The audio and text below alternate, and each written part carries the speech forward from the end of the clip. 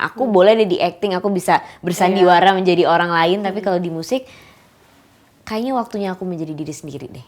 Kalau kita lihat tren ini sebenarnya kan tren 2025 ini banyak banget lagu yang galau-galau kayak gitu. Nah itu kamu gimana? Apakah kamu mau ngikuti tren itu atau tetap ada ciri khasnya Tisa Biani nih?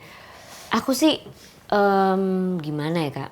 Aku nggak bisa menutup kemungkinan juga gitu kalau aku akan menyanyikan lagu galau, karena apakah kita hanya bercanda, sebenarnya lagunya galau kalau dari liriknya gitu ya. Judulnya udah galau sebenarnya. Udah galau, judulnya galau, liriknya galau.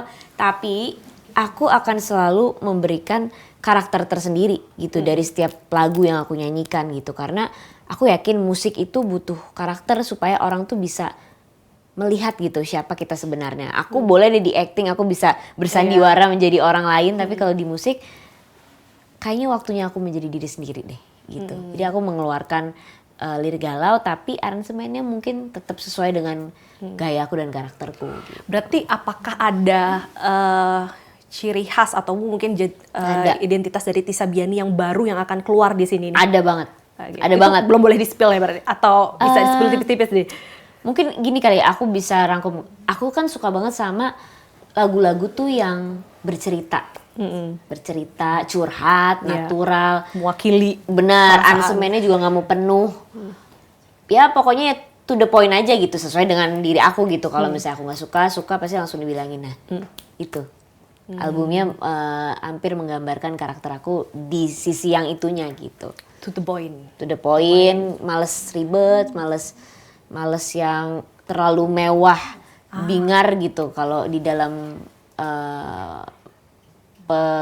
pemilihan aransemennya gitu. Dan stylenya. Berarti ada sedikit tadi memang ciri khas lagu, tapi ada sedikit personality kamu banget yang pengen kamu tonjolin sepatu di lagu kita ini. sama. Iya lagi. Baru sadar lagi. Baru sadar ya.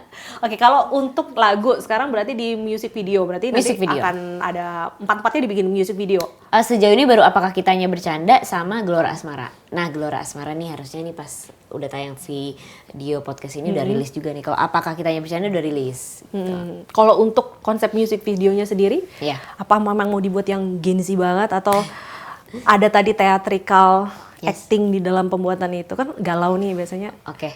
Jadi itu aku kebiasaan kalau bikin video klip, model video klipnya itu harus pemain film gitu. At least mahir dalam bidang acting gitu. Kenapa? Karena ya di dalam konsep musik video klipnya itu aku mau sedikit tambahin bumbu-bumbu acting lah gitu. Jadi nggak mau sekedar aku nyanyi aja gitu.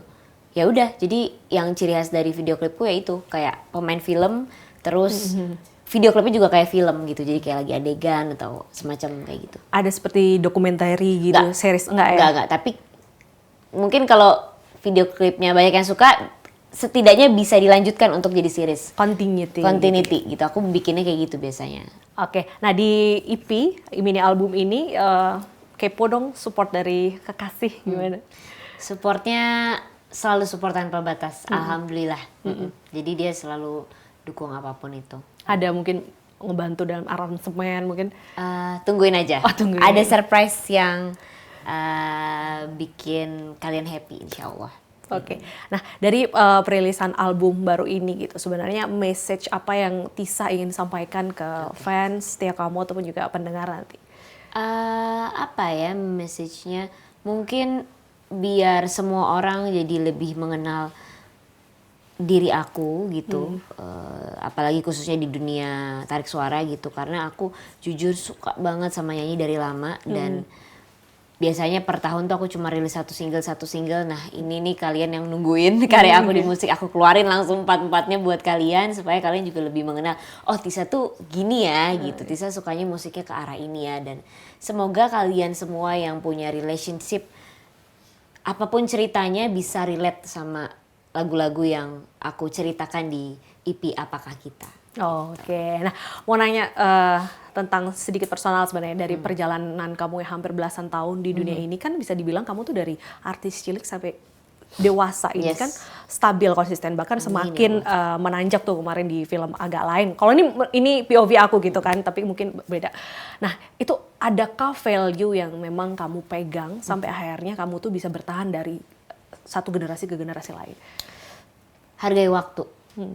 Hargai waktu ya aku juga nggak bisa bilang kalau aku itu orang yang sudah tepat berada di industri entertain, dan aku juga yakin masih banyak banget salahku untuk bisa membuat orang happy lah gitu di sekitarku gitu pada saat syuting atau pada saat ngapain gitu. Tapi yang aku pegang tuh mungkin ya kita hargai waktu gitu. Aku tuh paling males banget sama orang yang telat, paling males sama orang yang nggak on time gitu, karena menurut aku waktu itu berbicara dan waktu itu mahal banget gitu. Kalau kita nggak bisa manfaatin momen dan menyia-nyiakan waktu tersebut, aku yakin tidak bisa menjadi apa-apa gitu.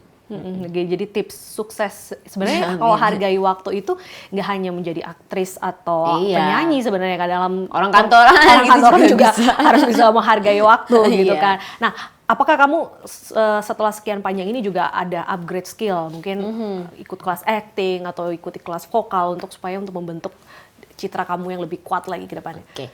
Kalau kelas acting jujur sampai sekarang belum pernah, tapi kalau misalnya sharing-sharing sampai sekarang juga gak berhenti kayaknya Kak gitu sama orang-orang yang suka sama acting. Nah kalau nyanyi nih aku jujur sekarang lagi belajar mengupgradekan kesukaan aku di piano gitu. Piano. Jadi aku dulu suka banget latihan-latihan di rumah gitu kan, tapi pakai teknik-teknik segala macamnya belum, makanya sekarang lagi belajar gitu. Oke. Nanti akan ada mini konser nggak sih biasanya artis kalau ada album? Amin. Dia kayak bikin mini konser gitu. Amin. Soon, semoga ada, dan kalau banyak yang request ya. Kita request kayaknya gitu. Diundang lah semoga gitu. Boleh ntar undang nih semua yang ada di sini sekaligus TV-TV-nya ya. Oke. Nah, Tisa di sini udah ada Magic Ball. Oke, Di siap. dalam sini ada beberapa pertanyaan yang harus dijawab dengan cepat. Nanti kamu bisa pilih, lalu aku yang bacain. Jadi biar kayak ada surprise-nya gitu sih. Oke, baiklah. Pilih sekitar 3 ya. 3 Semoga dulu. pertanyaan tidak aneh-aneh. Pertanyaannya nggak aneh-aneh. Ini kalau ada yang aneh-aneh, baju hijau bisa di ini nih nanti. Oke. Langsung aneh jangan-jangan. Langsung. Iya ini. Benar atau salah? Pernah ghosting seseorang nggak? Pernah ghosting seseorang?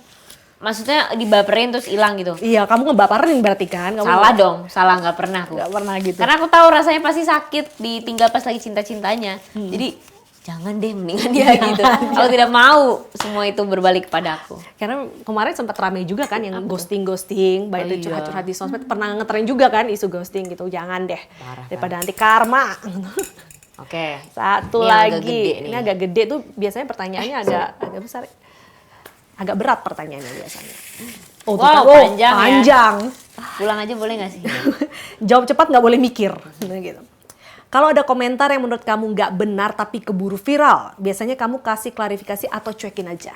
Kalau dulu klarifikasi, kalau sekarang cuekin aja. Why? Kalau dulu tuh mungkin masih belum bijak ya dalam menanggapi sosial media gitu. Jadi apa yang aku lihat di sosmed tuh langsung aku judge gitu, kayak gini segala macem. Oh ini nggak benar gitu. Terus aku kadang klarifikasi gitu di Twitter atau di IG segala macam. Tapi semakin di sini kayaknya cara terbaik untuk membalas hal yang tidak benar adalah dengan kita diemin aja.